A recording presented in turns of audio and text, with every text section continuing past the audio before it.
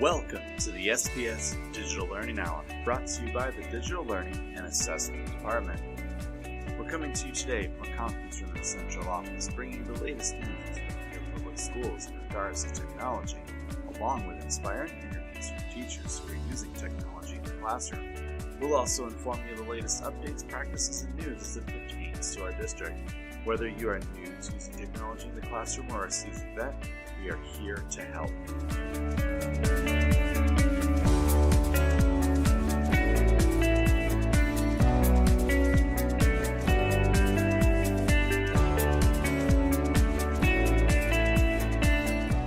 Thanks for joining us today. I am Mike Thomas, the Bearded Tech Ed Guy, and I can't wait to share with you some of these updates and news for our district.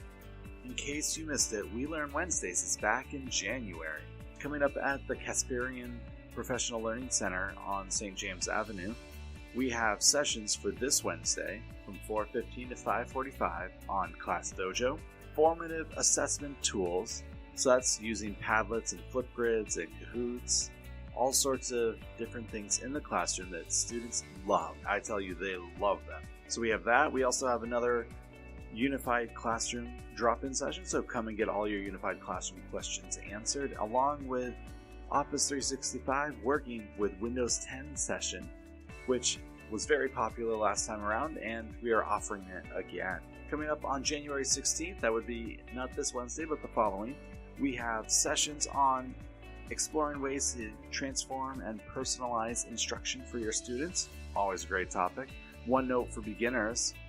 Physical computing with Makey, and let me tell you, I went through a CS for All class recently, and Makey's so awesome. You should definitely come and check that out. We are also having another Unified Classroom drop-in session. We actually have a lot of drop-in sessions coming up recently. You may have missed January 2nd. We also have one on January 9th, that's Wednesday, and one on the 14th, which is the day after our January all-day PD. Come and get any questions you have answered on that day. Myself and others from my department will be available to talk. So we have a lot of drop-in sessions coming up for you. You can check all of these out. You can register through My Learning Plan on My SPS. You can search for them by typing in the keyword We Learn. In case you missed it, in Unified Classroom, they've actually made some improvements to the rubrics for assignments where you can actually grade assignments using the rubric. Fantastic tool. We are just getting our hands on it now. It came out at the end of December, and so as we are in the beginning of January, and preparing for our training on this coming Friday for the entire district. We haven't had a big chance to dive deep into it yet, but we are excited because it looks awesome and hopefully it works just as well as it looks.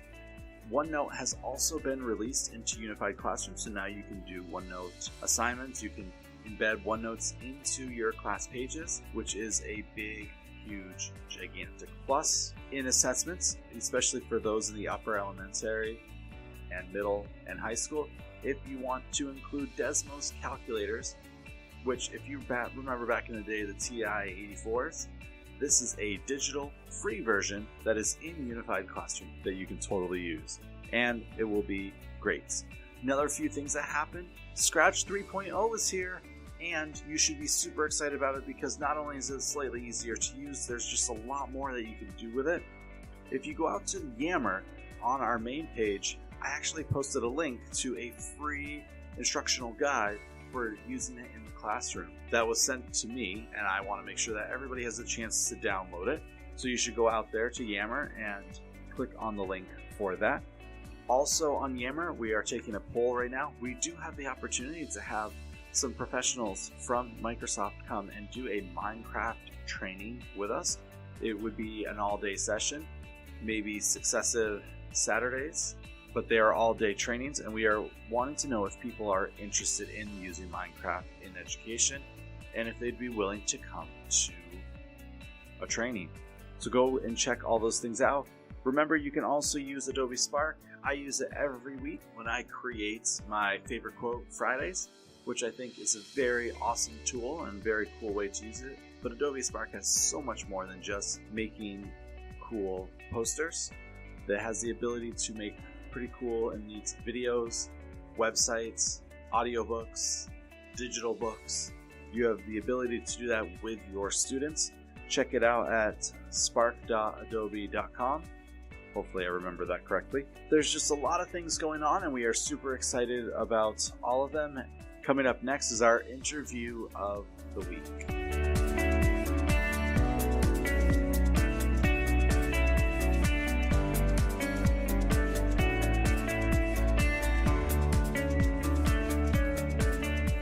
For this week's interview of the week, I interviewed Christina O'Connor over at Balliet Middle. She's an 8th grade ELA teacher.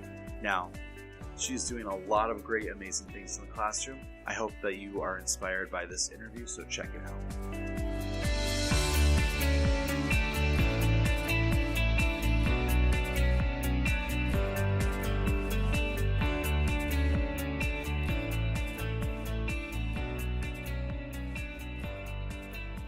My name is Christina O'Connor. I'm an 8th grade English language arts teacher here at Balliet Middle School. This is my 12th school year, started in 2007. Can't believe it's been so long, but I absolutely love what I do. I've loved working in alternative middle school education for all those years. I couldn't see myself going anywhere else because this is a population that I love. So all 12 years at this particular Balliet, or because I know that there's a few different ones, so I personally don't know how it all works. Okay, so when I started 12 years ago, and for the first, I think, 3 or 4 years that I worked for the alternative middle school, we were at the old MCDI, Massachusetts Career Development Institute on Wilbraham Ave, and we used to be called Safe Middle School. So the alternative schools used to be called the Safe Schools. When we moved to this building, the old Balliet Elementary School, we became known as Balliet Middle School, but we are still the alternative middle school here in Springfield. Awesome. That's good to know, because I always got my Balliets confused, because the other Balliet is literally like right around the corner. Exactly. So when they got that building, this one was vacant, and we got this building, and I'm so thankful because this is a building to educate students. In our last one, we had no windows. It was like an old warehouse. So we're just thankful to have a real school building. Makes it easier to educate students. Yes, it does. Early on in your teaching, either over at the MCDI Center or here, what kind of technology did you have access to and your students have access to? Pretty much none. We did not have a smart board. We did not have anything like that. We literally had a whiteboard, so that's not technology, obviously. And we had desktop computers, which were only used for Read 180 and System 44, the Scholastic programs. So the students were not using technology at all. Very rarely. Very rarely. And neither were we, We were using either overhead projectors or, the old school projectors and the whiteboards. Yeah. So Read 180, that's a program on our podcast we haven't talked much about because I haven't had the opportunity to talk to many middle school teachers who are not math middle school teachers. So can you explain to our listeners what it is? Absolutely. So I've been teaching a mixed model of Read 180 and the regular ELA curriculum for several years. Read 180 is a reading intervention program for students that are reading below grade level. Actually, the technology is incredible this year. Just this year, we started with Read 180 Universal, and it's set up so that the students, it looks like they're on Facebook or YouTube, so it's very friendly to what they're used to. It looks like different apps. They can read their books online, and everything is Lexiled, which means they get a score when they first take the reading inventory. It Lexiles them according to what their level is, what grade they're reading at, and then the intervention program meets them where they are and then helps them to increase their scores. So it's interesting, just last week, they had to take their second reading inventory of the year, and already, I would say, maybe only a handful of students did not make growth. So they're already making significant growth. So they use the computer for Read 180 for the first 25 minutes of class. So they are on Read 180. It's individualized instruction. They have headphones. They're all assigned headphones. They have to record into the microphone, speak. So there's a fluency component where I have to then go and grade their fluency. And it's Actually, this year, super engaging. I literally just had a student a couple weeks ago say, Miss, I really have learned a lot on Read 180 this year. And they're telling me some of the animals that they've learned about. I'm like, I've never even heard of that type of bird. So it's interesting. So it's technology right from the start of the ELA block. I teach a 90-minute ELA block. So they're getting that every day. Is it interest-based? Do they take a survey to start with? Because I know there's some programs out there which students would take a survey to find out what their interests are, and then the work is lexiled to their level, but using their interests. So like you were just talking about the student who learned so much about the animals.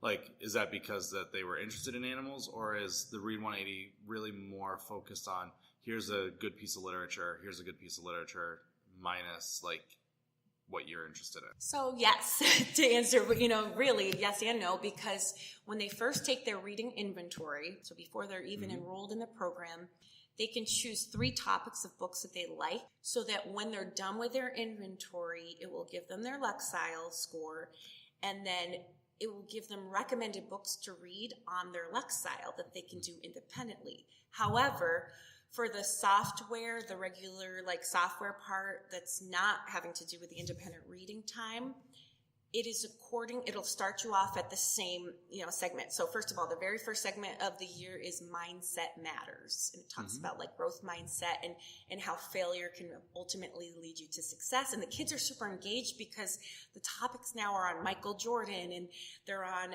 Harry Potter, the author of Harry Potter. So that's what I'm saying. The technology has gotten so much better because it's applicable, it's real world connections, it's engaging now.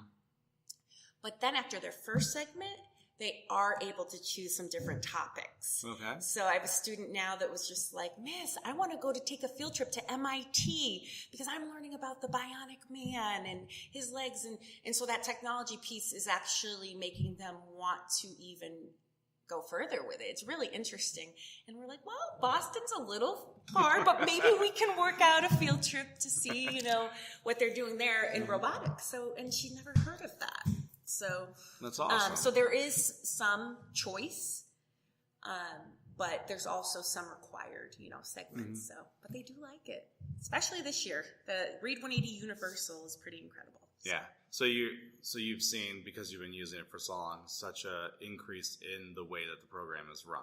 Absolutely. And the kids and the students really seem to be grasping more of it this year than in prior years. I had many students refuse to do their Read 180 in the past.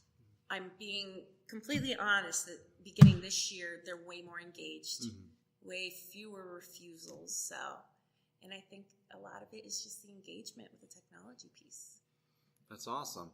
Well, that's Read 180. Are there any other programs that you've reached out and tried, or are there things that you're doing that you're glad that you're using now? Or yeah, I do definitely use, my smart board much more. So like I said, when I started, we didn't have any technology, but now I'm able to use that regularly. And just even that is more engaging for students to see it, that way. They're just way more engaged than if you were just writing on a chart of paper or writing on the board.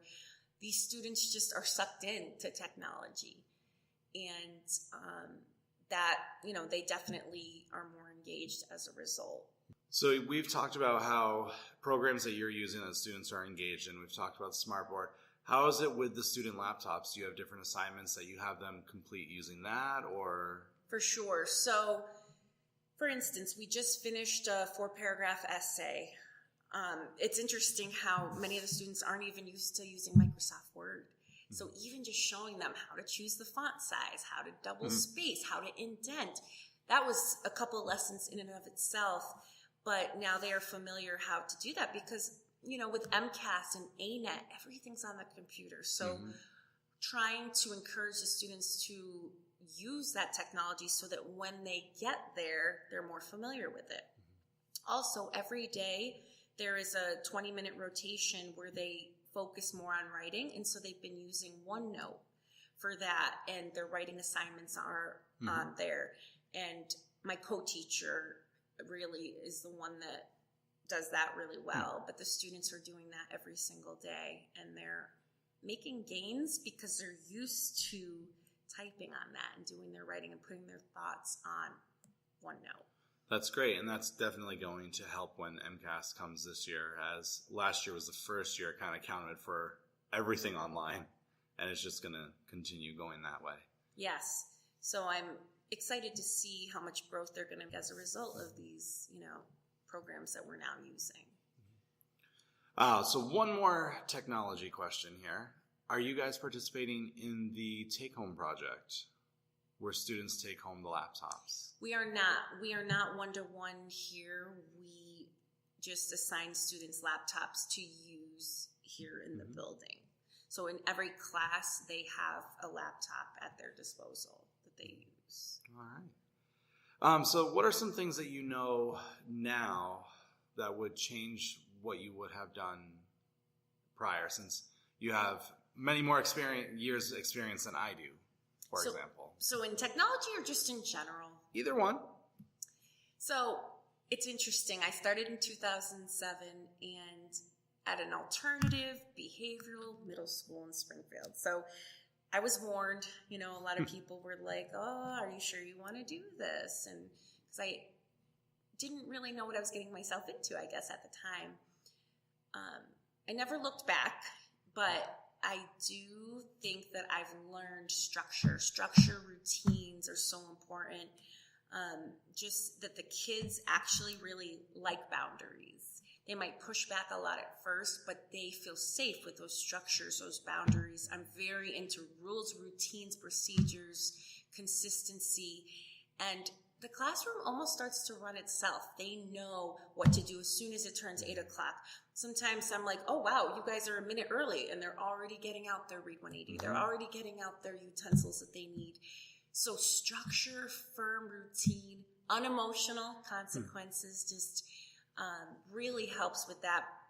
And also something that's super important is just to have a growth mindset. And that's, again, people seeing me coming into an alternative middle school in Springfield, they don't really see our students succeeding in the long run. Many of them are overaged and maybe have had difficulty, obviously, in school in the past and haven't been successful in mainstream schools.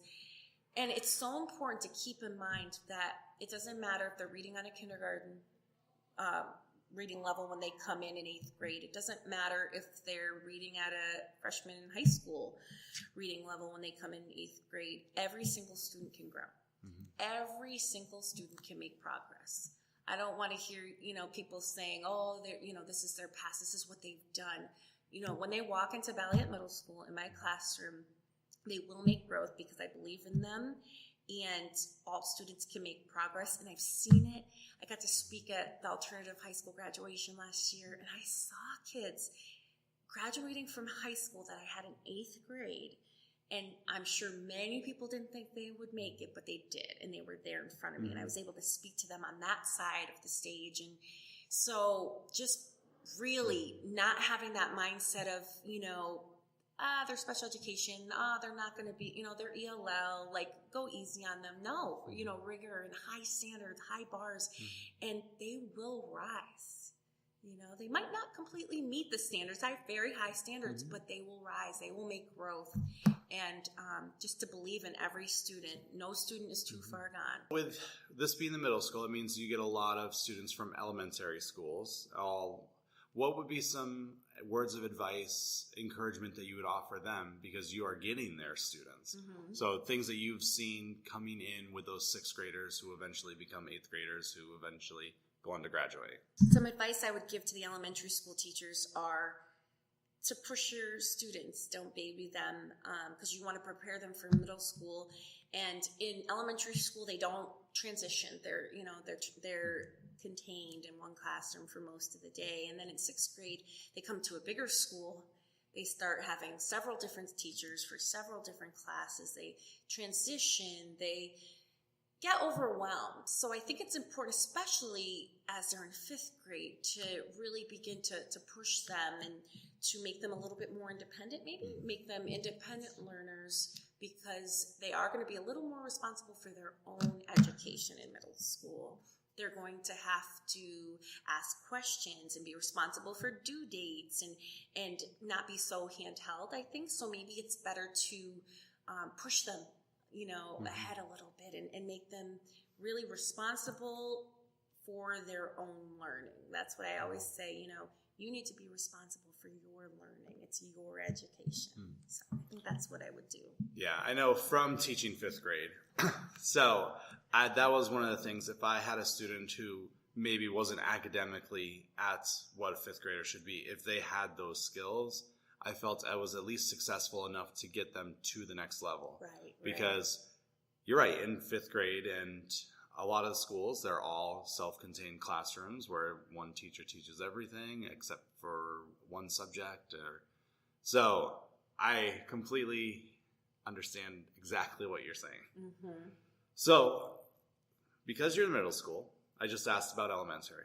What advice would you give the high schools who are getting your students?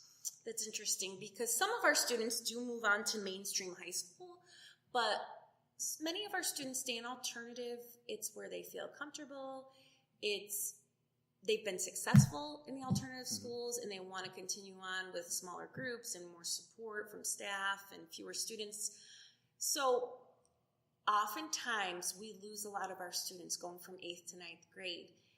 And I think many 9th grade teachers feel that, they should be ready. They should be able to, just kind of be, on their own and all this freedom. And I know it's interesting that in 5th grade, we want to encourage them to become a little more independent. But in 8th grade, especially here in an alternative school, we have really strong structures and supports in place. And they still need some of that at the beginning of 9th grade. They still need some of those strong supports, and they're not 25 yet. They can't maybe have as much freedom. Maybe they don't need as much freedom as often that they get.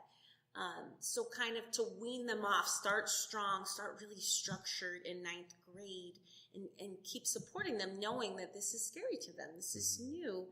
And then to start to fade the supports as time goes on. I just think it's interesting. Middle school is kind of that middle ground where, we need to pull up the elementary students, but then we still need to support the 8th graders as they're leaving and push them forward, but they still need that support. There's still, a summer isn't a whole lot of time in between 8th and 9th grade. Right. So they still need that structure and that support. So yeah, 7-8 weeks is not long at all. Especially if they're going to summer school. Right, exactly. Where they've had no time to really just exactly be themselves and grow. Exactly. So we've spent a lot of great time today, and I don't want to take up too much more of your time, but my final question, I ask everybody this. If you had a piece of advice that you would give to all the new teachers who come into the district every year, there's right before school starts, and then for the group of teachers who weren't able to be a part of that or were hired afterwards, they have them every week on a Wednesday or something, where those new teachers are given a lot of information and a lot of tools and a lot of this and a lot of that. If you had the opportunity to give a piece of advice to them, to brand new teachers into the district, whether it's in regards to technology or anything else, what would that be? I would say be firm, fair, consistent. Students will call you out if you're not being consistent and not being fair. Don't sweat the small. You do need to sweat the small stuff. It's important because smaller things end up becoming bigger things. Have routines for everyday procedures. Students need routines. They thrive off of routine. I know many teachers do as well. It's kind of in our personality, but students do as well. They feel safer when you are firm and consistent, and they end up respecting the teachers that are like that more than the teachers that give them too much freedom, or the quote-unquote cool teachers. They actually really respect those that are like that. Also, building relationships is super important. Building relationships and behavior management, if you don't have those two pieces down, there's not going to be a lot of learning going on. If you don't have those structures, those routines, the behavior management piece, then you'll never get to the learning, the curriculum learning. So for me, that is the most important thing. Because then, like I said, the classroom starts to run itself, but also just building relationships, getting to know these students. They can smell fake from a mile away, and they know who cares. Get to know your students. Get to know what is their home life like, because if you know those things, if you know the things that they go home to, then okay, I see why they're acting this way, or I see why they're not getting their homework done. Or so just being compassionate and empathetic towards their situations, but just getting to know your kids. Have a good time too. Enjoy it. Enjoy these students. They're a lot of fun. They are very colorful. They have colorful, I always say they're colorful. They have colorful personalities, and enjoy them. Get to know them. Well, thank you for your time. I know Absolutely. we're in the middle of a busy day, and I know today is a Thunderbird day, so that's... Yes. While it might not be as busy, it's still pretty busy. Always. All right, so thank you. Thank you.